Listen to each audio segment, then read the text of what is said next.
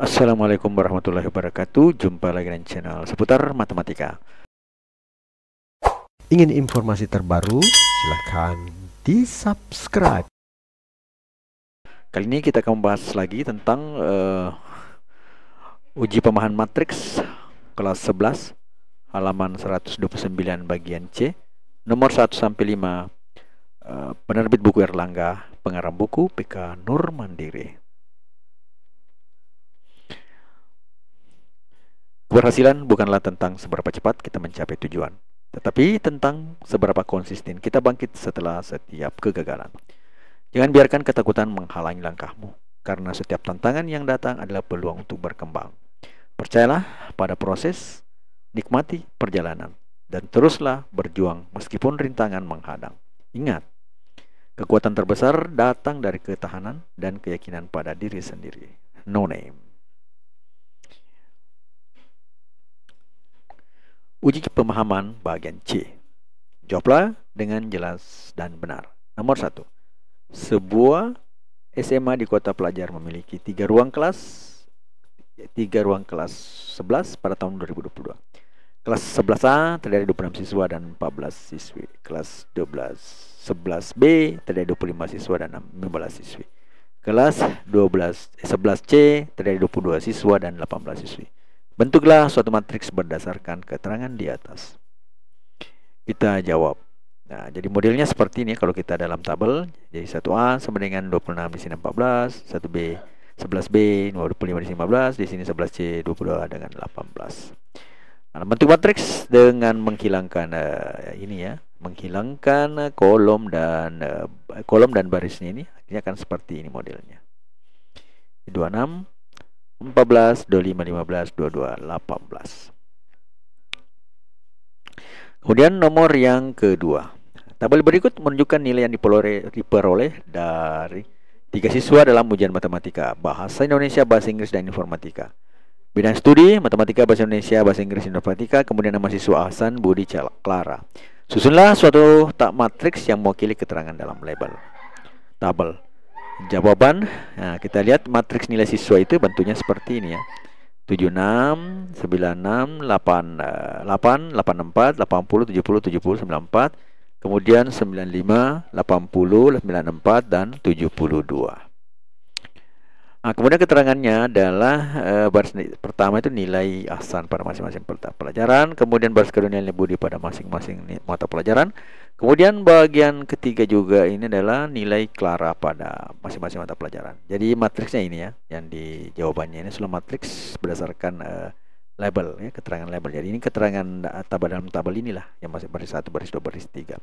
Kemudian untuk kolomnya, kolom 1 nilai mahasiswa untuk semua siswa matematika.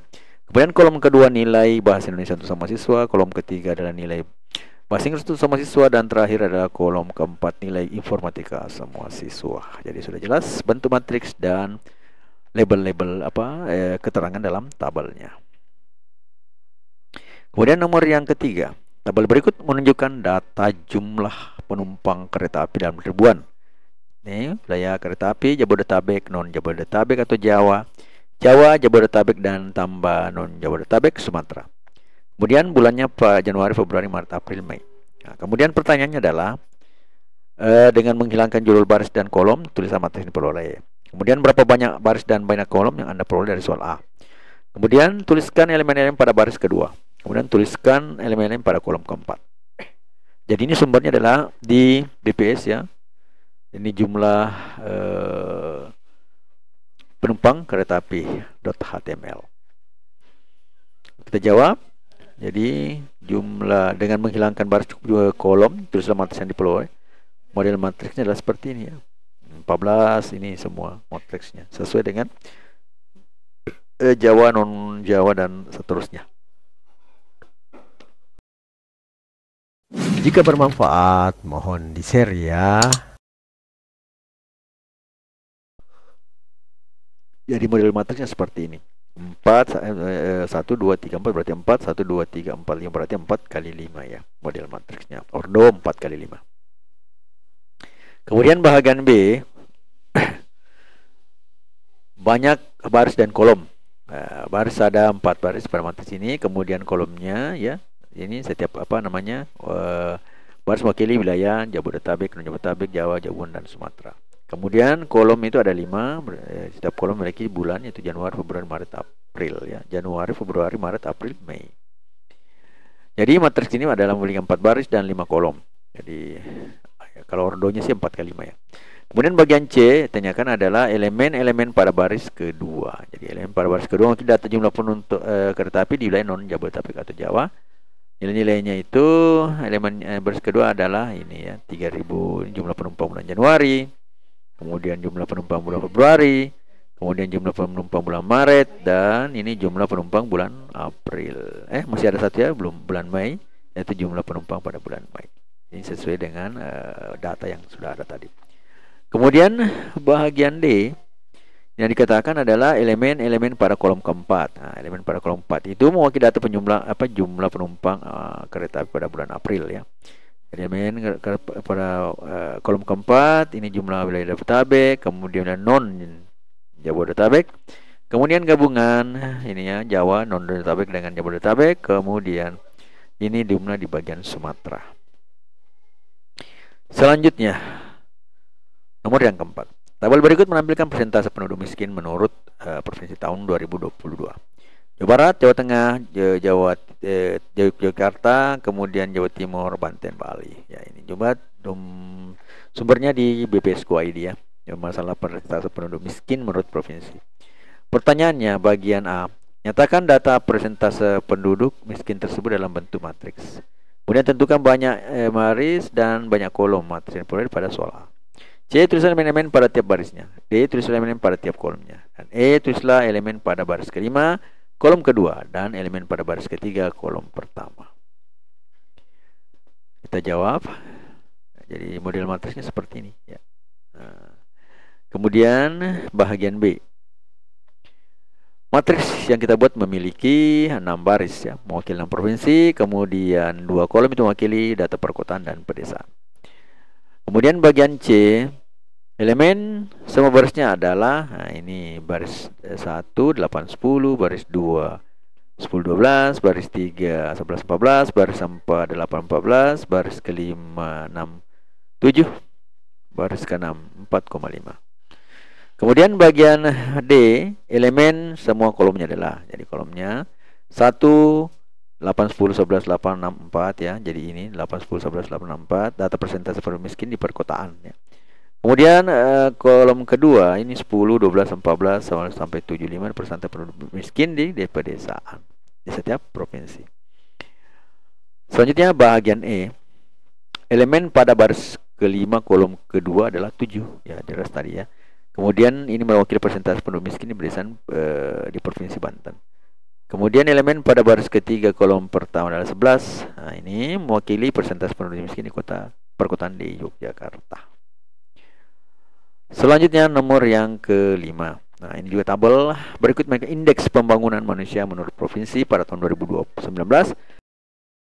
Suka dengan videonya? Like dong.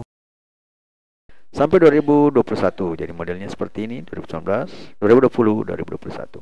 Aceh 71,90, kemudian 2020 71,99, dan 2021 72,18. Begitu seterusnya sampai ke Riau 2019 75,48, kemudian 2020 75,59, di sini 75,79. Ini juga bersumber dari BPSku.id.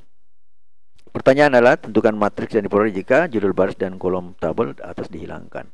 Kemudian tentukan banyak baris kolom dan banyaknya kolom matriks yang boleh pada soal A. C. Tulis elemen-elemen pada tiap barisnya. Jadi pertanyaannya mirip-mirip di depannya. Tulislah elemen-elemen pada tiap kolomnya. Kemudian E. Tulislah elemen pada baris kedua, kolom ketiga, dan elemen pada baris pertama, kolom kedua. Kita jawab ya. Bahagian A. Matriksnya akan memiliki 10 baris mewakili 10 provinsi dan tiap kolom mewakili tahun ya. 2019, 2020, dan 2021. Matriksnya akan terlihat seperti ini. Nah, ini matriksnya ya. Jadi yang barisnya ini mewakili 10 provinsi 1, 2, 3, 4, 5, 6, 7, 8, 9, 10. Kemudian kolom-kolomnya ini mewakili tahun 2019, 2020, 2021. Kemudian bahagian B, jadi pertanyaannya mirip-mirip semua ya. Seperti yang sudah kita hitung di atas, matriks yang diperoleh adalah 10 baris kali 3 kolom. Jadi ordonya sebenarnya 10 kali 3 ya. Kemudian C, setiap baris pada mati mewakili data PM itu satu provinsi ya. Iya. Selama 3 tahun. Misalnya baris pertama 71,90, 71,99, 72,18 mewakili nilai IPM untuk Provinsi Aceh ya, tahun 2019, 2020 dan 2021. Kemudian bahagian D adalah setiap kolom pada margin IPM ini semua provinsi pada tahun tertentu ya, misalnya kolom ini yang pertama 71,90, 71,474, 272,39 dan seterusnya. Ini kita tidak tulis lagi karena panjangnya ada 10 ya. Jadi mempersingkat saja. Nilai mewakili nilai IPM yang untuk semua provinsi pada tahun 2019. Kemudian bagian E, carilah elemen pada baris kedua kolom ketiga, angkanya adalah 72,00. Ini wakil nilai IPM untuk semester utara pada tahun 2021. Sedangkan elemen baris pada kolom kedua adalah angka 71, baris pertama kolom kedua ya, 71,99 mewakili PM untuk Provinsi Aceh pada tahun 2020. Ingin informasi terbaru? Silakan di-subscribe. Jadi selanjutnya adalah selesai.